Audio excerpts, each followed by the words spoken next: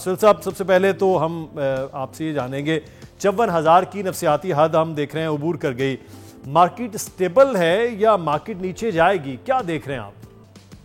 बिस्मिल्लाहिर्रहमानिर्रहीम। Thank you very much. देखें, जो मईशत में पिछले कोई 2-3 माह से बेहतरी के आसार नज़र आ रहे हैं। एग्रीकल्चर ग्रोथ हो गई, लार्ज स्केल मैन्युफैक्चरिंग हो गई, जिसमें हमने देखा है कि ऑयल की सेल्स, बिजली पैदावार की सेल्स, सीमेंट की सेल्स, कुछ हद तक गाड़ियों की भी सेल्स, मोटरसाइकिल की सेल्स में बेहतरी आ रही है।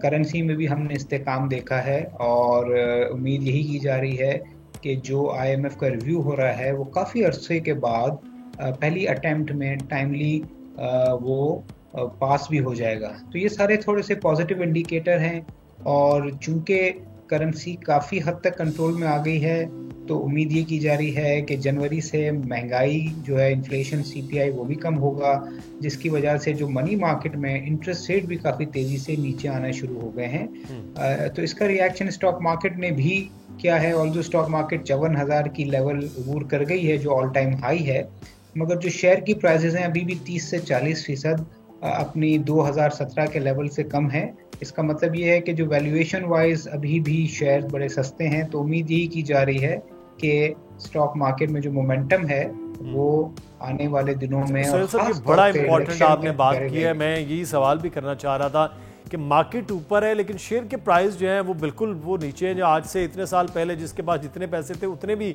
उसकी शेयर्स की प्राइस नहीं, इसकी क्या वजह है?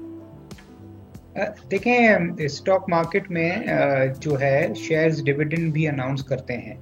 तो जो KSE 100 इंडेक्स है वो डिविडेंड को शामिल कर लेता है, और KSE 30 इंडेक्स है वो डिविडेंड को शामिल नहीं करता। अगर आप फर्ज करें किसी के पास 120 रुपए का फौजी फर्टिलाइजर लिया हुआ था 2017 में, जी, आज उसकी कीमत 100 रुपए है, तो 20 रुपए का उसको नुकसान है। मगर बिल्कुल। पिछले 6 साल में अगर उसने 60 रुपए डिविडेंड दे दिया है, तो वो जो नुकसान जो है वो एक्चुअली 40 रुपए का फायदा है। तो इट ऑल डिपेंड्स आप किस तरह देखते हैं। मगर जिस तरह मैंने आपको कहा कि जो शेयर प्राइसेस अभी भी 30% 35% डाउन है, और स्टॉक एक्सचेंज का जो इंडेक्स है, जो टोटल रिटर्न, वो ऑल टाइम हाई है। इसीलिए मैं कह रहा हूँ कि ये अपॉर्चुनिटी है इन्वेस्टर्स के लिए कि चीज़ सस्ती मिल रही है। अर्निंग्स और डिविडेंड 2017 के मुकाबले में बहुत ज़्यादा बढ़ चुका है। सही। अच्छा, एक चीज़ जो यहाँ पर है, मार्केट के फंडामेंटल जो है वो क्या बता रहे हैं? मार्केट ऊपर सर जाएगी या नीचे होगी? क्योंकि जो इन्वेस्टर्स हैं उनका मिला जुला सा एक रुझान हम देख रहे हैं। आप क्या सजेस्ट करते हैं? होल्ड करना चाहिए, बाय करना चाहिए, सेल करना चाहिए? इस वक्त क्या सिचुएशन है आपकी नज़र में? देखें, जो वैल्यूएशन के लिहाज से तो मार्केट बड़ी सस्ती है। प्राइस अर्निंग मल्टीपल 4 का चल रहा है, जो पाकिस्तान में एवरेज 7-8 का होता है।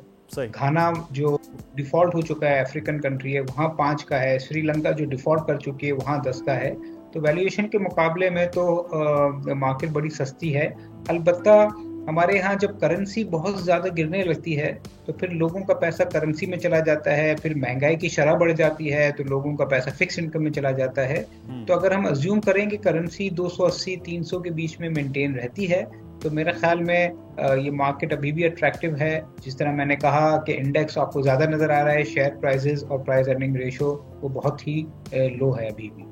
सही। अच्छा सुहेल साहब, कौन से सेक्टर्स हैं जिनमें पोटेंशियल है, जिनमें इन्वेस्टर को अपनी पोजीशन लेनी चाहिए? देखिए, सबसे मेरे ख्याल में सेफ और सिक्योर्ड और हाई डिविडेंड यील्ड वाला तो बैंकिंग सेक्टर है, जिसमें डिविडेंड बहुत अच्छे आ रहे हैं।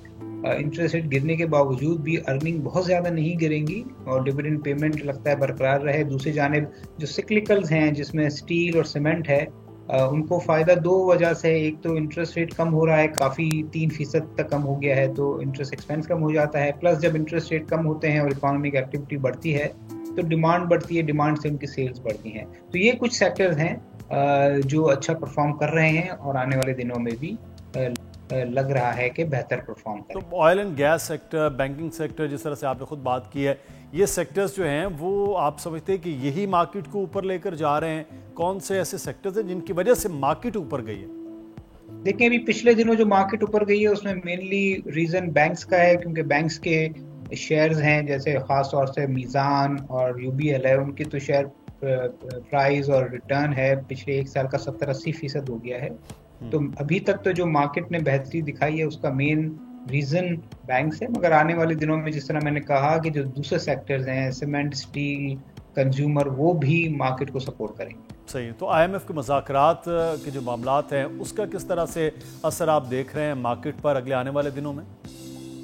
देखिए, मार्केट ने तो काफ़ी हद तक इनकॉर्पोरेट कर लिया कि मुज़ाकरात कामयाब होंगे, और 16 या 17 नवंबर को जब IMF का वफ्द अपने स्टडी कंप्लीट करेगा तो हो सकता है कि 3rd वीक ऑफ नवंबर में स्टाफ लेवल एग्रीमेंट हो जाए।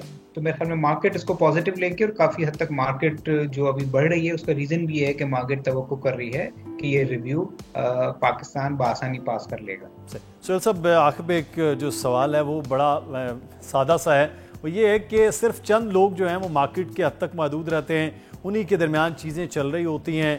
ये बाकी मैसिव लेवल पर मार्केट में लोग क्यों नहीं आते हैं? क्या कोई रिस्की ज़्यादा होता है या मुश्किल बहुत ज़्यादा प्रोसेस है कि लोग स्टॉक एक्सचेंज की तरफ नहीं उस तरह रुझान पाकिस्तान में है?